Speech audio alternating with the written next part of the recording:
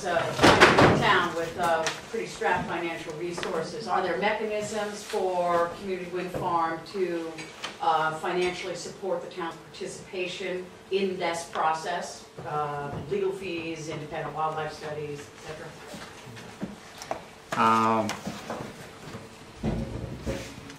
That I don't really know, actually, what that is. I think that there is a process, you know, the Public Service Board to participate. You could be a status, and I think that the Public Service Department is really the one that look out for the residents or for the. Then you're saying the financial burden of however this town chooses to stand on it ultimately rests on us. I don't know if that's what I said, but I think that the Public Service Board is probably the way that they're the advocate for the residents. Can I make an observation, though? Okay, for what it's worth, just for what it's worth, take it for what it's worth.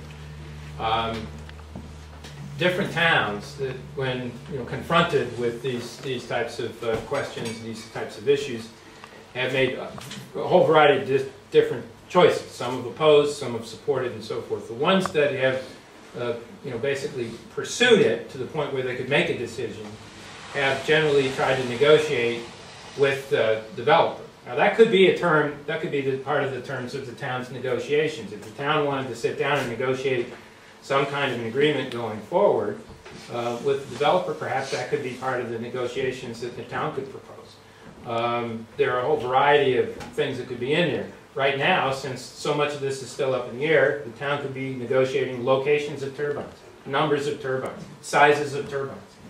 All of that is negotiable until an application for a Public Service Board permit is applied for.